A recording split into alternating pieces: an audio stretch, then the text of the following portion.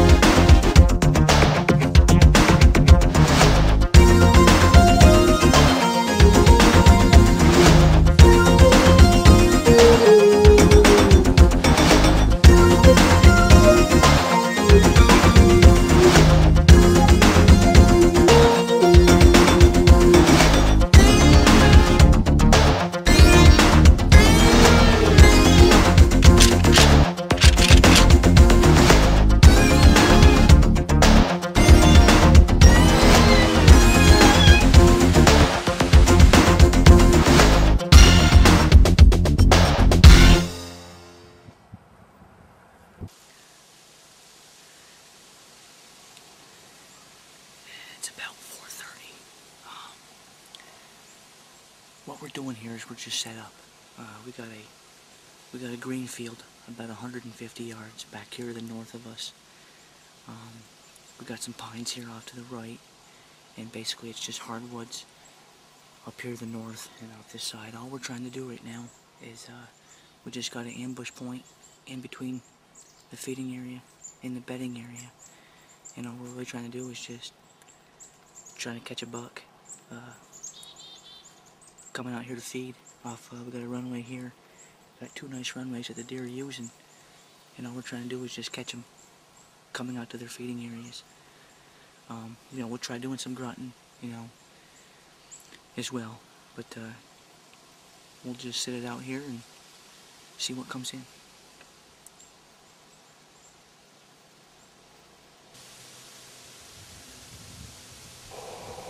Well, today was October 15th, and one thing was for sure.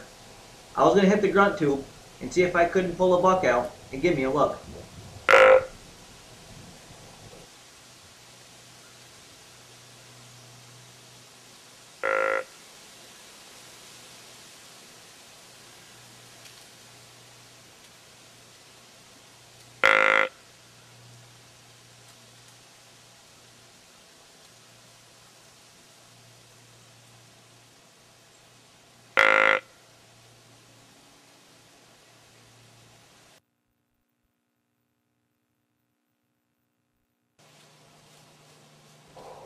Well, about a half hour before dark, we had this buck coming right to the base of our tree.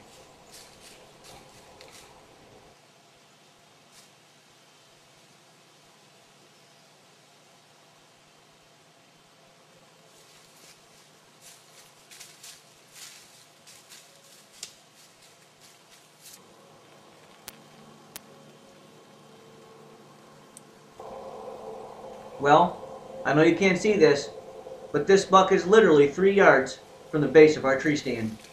But as often goes when trying to film your own hunt, I simply was unable to get the shot on film.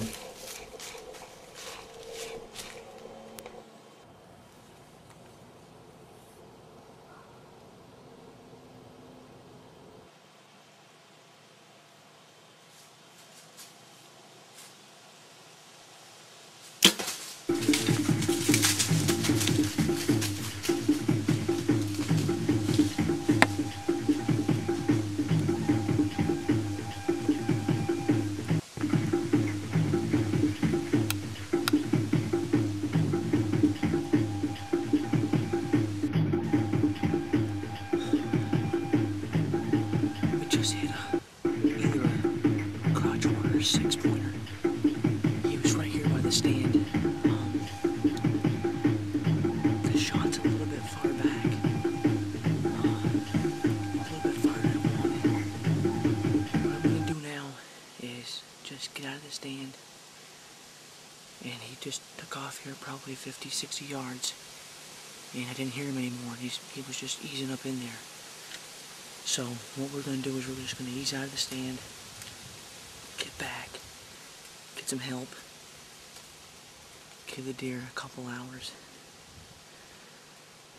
maybe more, and come back up and see if we can get in.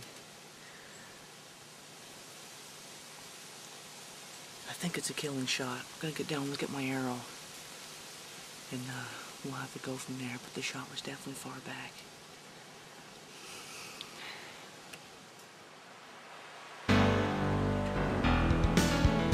As you can see, I was able to recover this deer. Recovered in about 3 hours after the shot, which is always key when you're not sure exactly where you hit a deer. You want to make sure that you give him plenty of time, which we did in this case.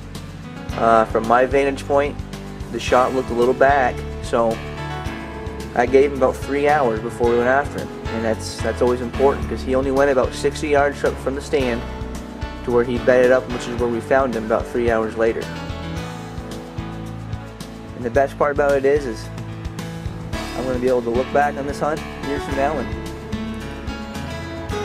I've got some great memories. It's all a part of hunting.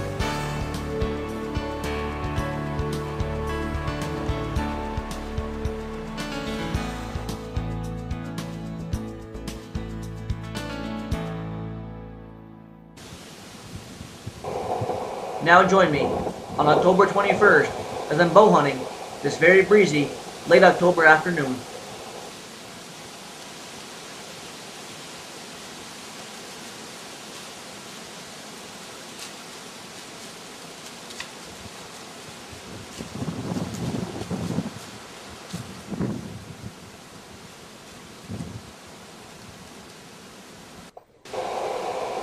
This fawn mutton buck was approaching our stand literally as I was climbing the tree.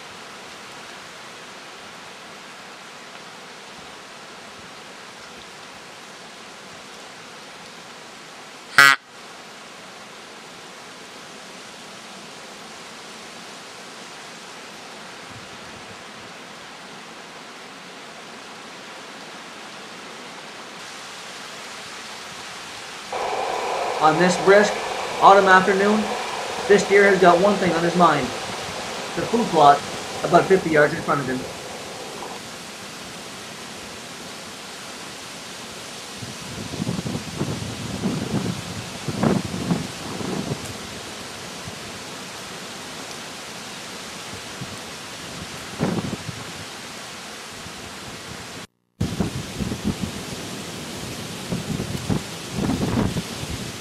Just had a button buck come in. We weren't even all the way set up yet. I'm still fiddling around up there to stand. When he came in,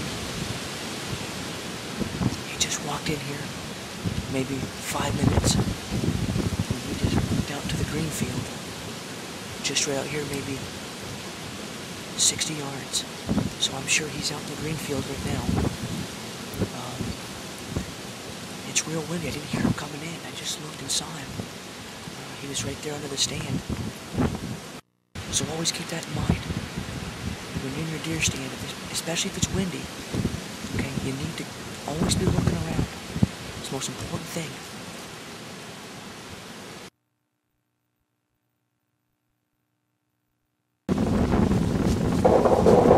At approximately 5 p.m., this four-pointer approached my stand. And again, because it's so windy, I didn't hear him coming.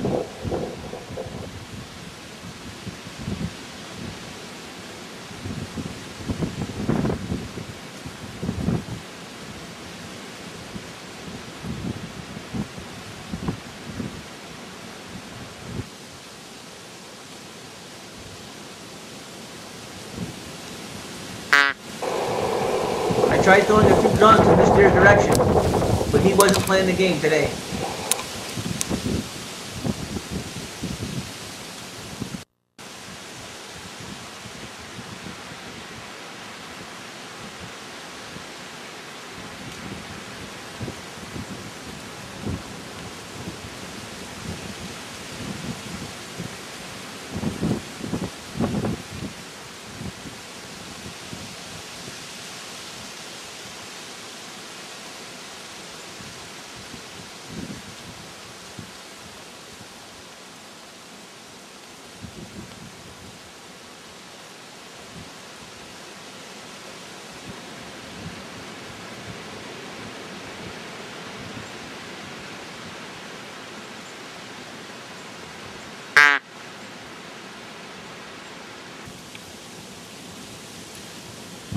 We just had a small buck come in.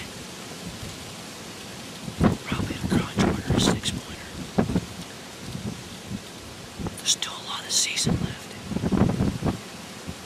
He's not quite the buck we want.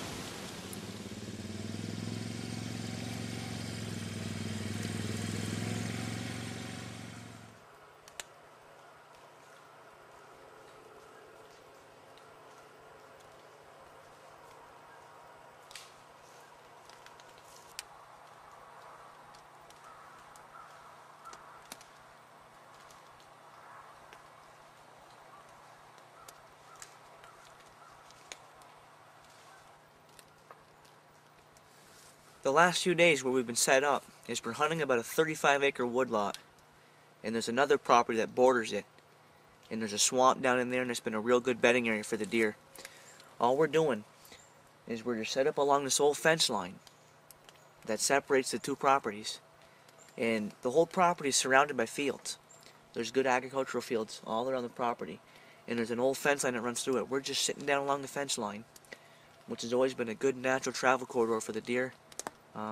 As far as our setup, nothing fancy about this. We got our tree seat on the ground, up against a big tree. Got good camouflage on, face net, gloves, keeping ourselves concealed, and we just don't move. And if you follow those steps and just sit still and just won't move, the deer won't see you.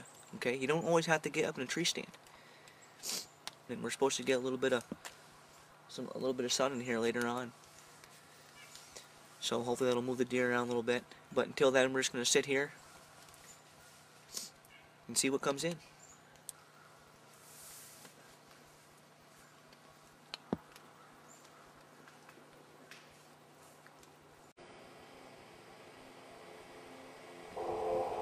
Well, after being on stand approximately 25 minutes, this mature doe is making her way towards the fence line.